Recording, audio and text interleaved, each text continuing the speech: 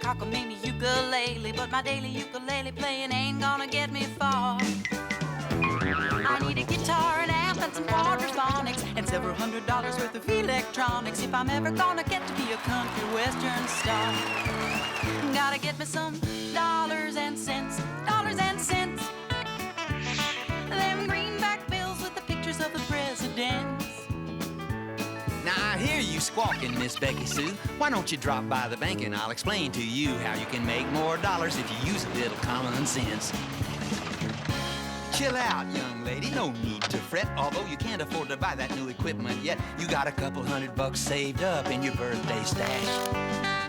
Why not deposit them dollars in the bank instead? Then at the end of the year you come out way ahead, because the bank will pay you money in exchange for the use of your cash. And that's called interest. You're making money that way, and you can buy that gear about a year from today. Saving sounds mighty nifty, Mr. Banker dude. You know I'd like to be thrifty, but I ain't in the mood. I'm inspired and I'm writing me a brand new country song. I got a lot of country western in my blood, like Reba and Loretta and Winona Judd. Gotta get me that equipment and I ain't about to wait too long. Gotta get me some dollars and cents, dollars and cents. Them greenback bills with the pictures of the presidents. So please, Mr. Banker, won't you tell me how I can get my mitts on some money right now? 'Cause waiting for my dollars really doesn't seem to make much sense. Why, sure, Becky Sue, I can give you a hand. I can lend you the money, but you must understand, when you borrow from the bank, then you gotta pay it back on time. And when you're done paying back every dollar that's due, you will find you paid them back a little extra too. For every dollar you borrow, you gotta pay the bank $1 and a dime. Again, that's interest, and it's just a fee you pay to use the money that you borrow from me. We're talking about dollars and cents, dollars and cents. Them greenback bills with the pictures of the presidents. Since life is one experience that spares us no expense, we gotta use them dollars with a little bit of common sense. We gotta use them dollars with a little bit of common sense.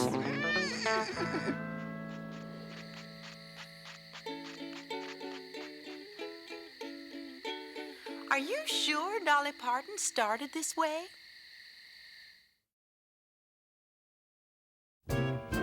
Dad? $7.50 once a week. They pay me $7.50 once a week. You see me walking tall down at the shopping mall, 'cause I'm making $7.50 once a week. Now every Monday morning when I get my pay, I'm feeling very rich indeed.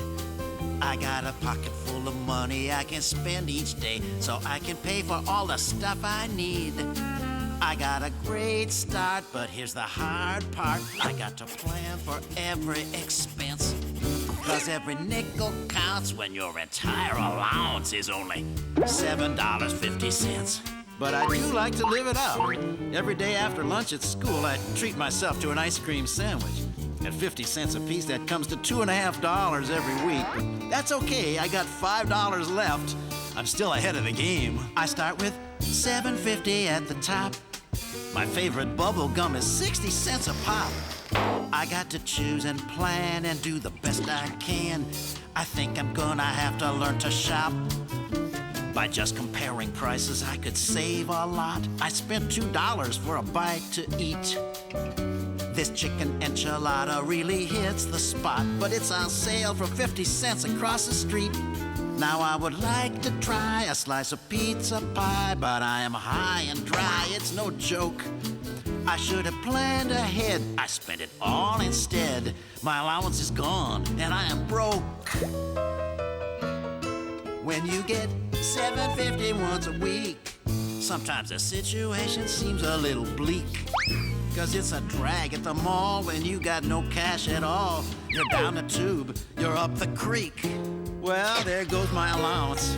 I didn't plan ahead, I made some bad choices, and I compared prices too late. I guess I'll have to find a way to earn some more, but that shouldn't be too hard. Maybe I can do an extra household chore like wash the car or mop the floor, or maybe help clean up the backyard. I'll get my spending plan, I'll get my shopping done, and still have cash on hand that I can spend on fun. I still get $7.50 once a week, but now I learned some money management technique, and I can save enough to buy some real cool stuff, and I made my little fortune, so to speak, on only $7.50 once a week. That's my allowance. $7.50 once a week. I balanced my budget.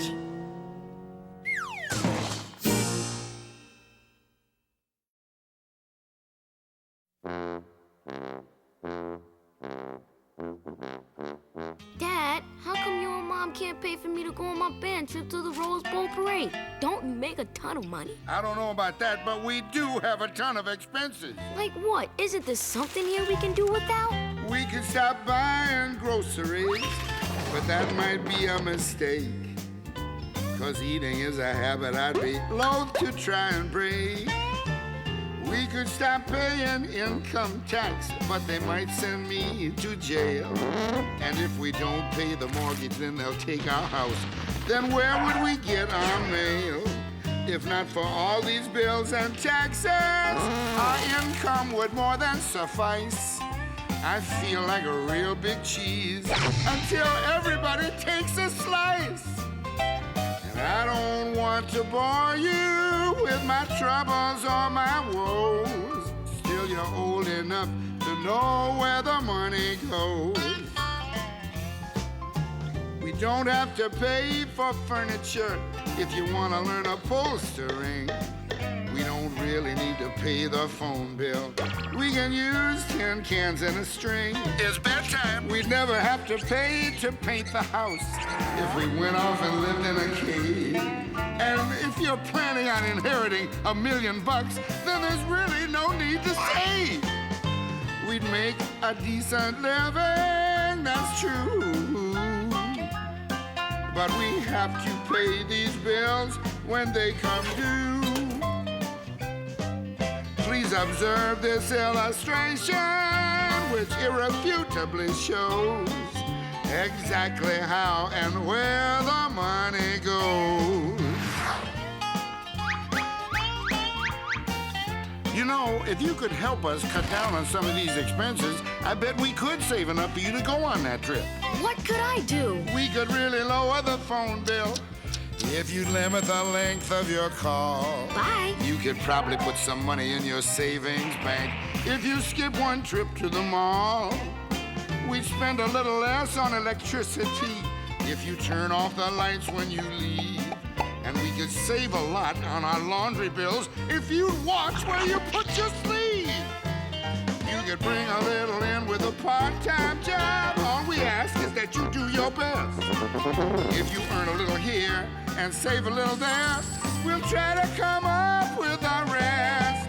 We can't stop the money from trickling out, but we can control how it flows. And we can start by being aware of where the money goes.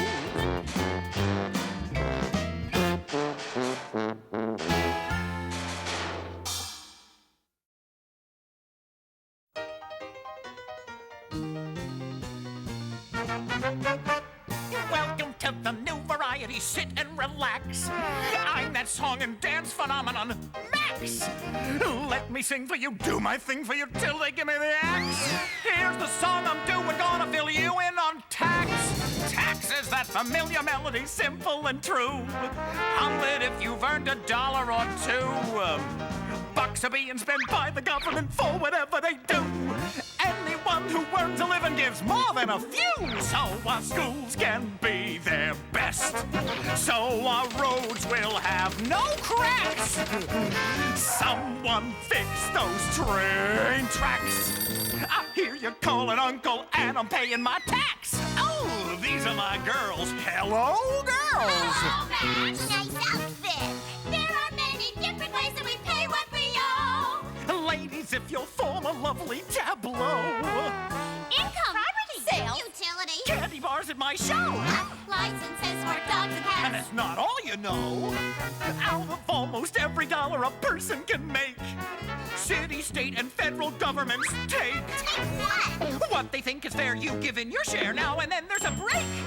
Max is talking taxes. Hey, have I kept you awake? For the things your town may need, for the things the country lacks. All good things take greenbacks. We hear you calling Uncle, and we're paying our tax. People do complain, say their taxes are high. What am I to get in return? Look around, your friend. Max is showing you why. With your taxes you support how we live and how we learn. Now, here's the good news. Many things are tax deductible, which means their cost can be subtracted from the amount of income you'll be taxed on. Things like medicine, doctor bills, and supplies for your work. So keep those receipts. Be kind to your parents at tax time. And remember, April 15th. April 15th, what a showman you are, Max. Entertaining us with tax. In those snazzy plaid slacks. These slacks are for my business. I tell ya, I'll deduct them. I hear you calling Uncle, and I'll pay you my tax. His tax, our Max. And I'm deducting my sacks.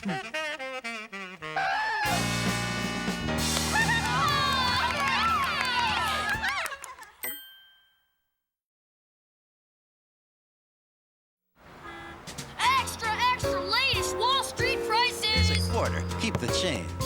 You gotta be cool when you're walking on Wall Street.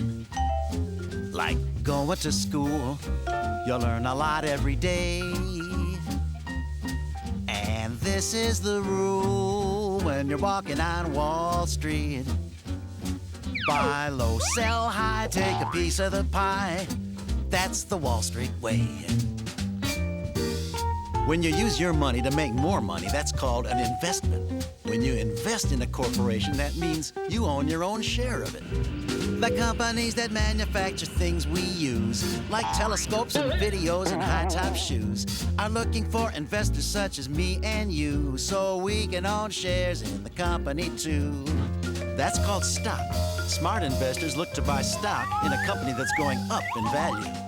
Here's a stock that's looking mighty good, I think. Whiz Bang Cola, that's my favorite drink. Looks as if their sales are going up sky high. Better call my broker and tell him to buy. Hello, Leroy. This is Lester the investor. Whiz Bang Cola's going up. Buy some stock for me. Okay, Lester, confirming your order. Buy Whiz Bang Cola at 8 1/4. All right. You gotta be smart when you're walking on Wall Street.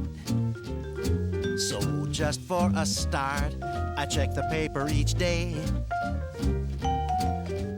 First I read the comics, then I check the sports, and then I take a look at the market reports to see if my stock is riding low or high, so I know when to sell and I know when to buy. Uh-oh, here's a dime. Keep the change. Stock prices go up and down, so smart investors like me buy a little at a time every month. That way we can watch the ups and downs average out in the long run. Leroy calls that dollar cost averaging. I don't want to get hurt when I'm walking on Wall Street. I could lose my shirt, not to mention my cash. So I stay alert when I'm walking on Wall Street. Buy low, sell high, take my piece of the pie.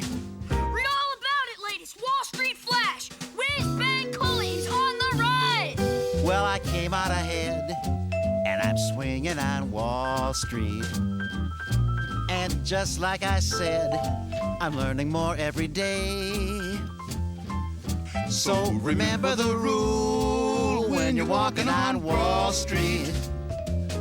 Buy low, sell high, take your piece of the pie. Here's $1. Keep the change. That's the Wall Street way. When we lived in caves, there were no shopping malls, and people's manners were Neanderthal. No bodegas, no delis, no corner stores. Shopping trips turned into tugs of war. When not having pull got this man mangled, he thought he'd try an easier angle. I'll give you this for that, that for this. We'll make a trade called barter. I'll give you this for that, that for this. We'll have it made with barter. Now barter worked well, at least in theory, but a wallet full of yaks could make you weary. Making change for a cow wasn't easy to master unless you were ready for an utter disaster. Shiny shells were far more portable. Why not use them for what's affordable? I'll give you this for that, that for this. With shiny shells, why barter? I'll give you this for that, that for this. Shelling out shells is smarter. For farmers in ancient Mesopotamia, the barley they grew was the money mania. When hauling big sacks put their backs in traction, they invented coins to lighten transactions. Now when a man had a debt to settle, he'd dig out some coins made of precious metal. I'll give you this for that, that for this. Silver or gold or copper. I'll give you this for that, that for this. With coins you're a smarter shopper. Then China made money even more desirous, printing it on paper made of crushed papyrus. Take one from column A and one from column B. The Chinese paid their checks in paper currency. When Columbus set out on that famous charter, he had no paper money, so he had to barter. He took along some beads for currency, so barter played a part in our discovery. Balboa and Pizarro and Sebastian Cabot, even Coronado had the trading habit. I'll give you this for that, that for this. They loaded up with gold then parted. I'll give you this for that, that for this. And soon the whole world was charted. Today we use cash and spend with ardor, but that doesn't mean we don't still barter. When a football team needs an all-pro guard, or a kid like you is into trading cards. Take this for that, that for this. Bills and coins are smarter, but when you pay for that, remember this. It all started out with barter.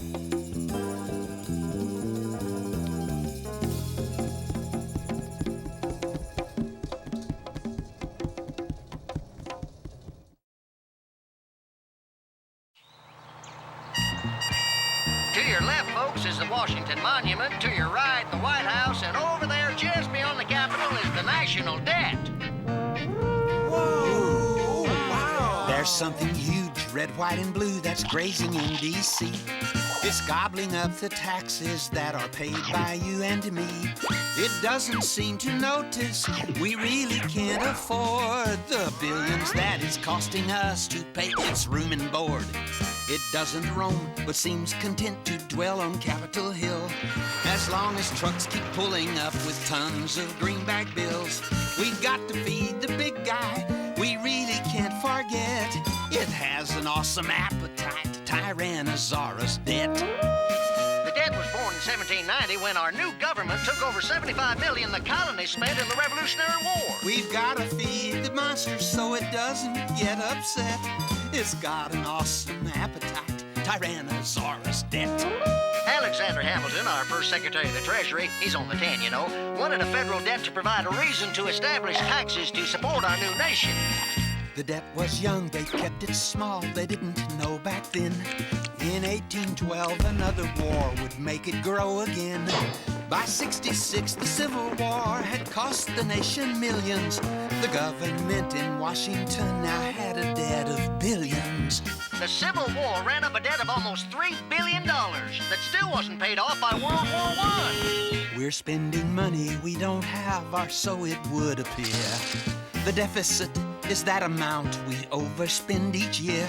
Though congressmen and senators make vows to cut its size, Despite their honest efforts, the debt just seems to rise. Now the debt's over $5 trillion and still growing. A balanced budget would be great to spend within our means and stop the monster in its tracks before we bust our seams. It feeds on just the interest. Its appetite is whet. It never ever stops to rest. Tyrannosaurus Debt. And this is the U.S. Treasury. It sells Treasury bonds, bills and notes, and savings bonds to finance the debt.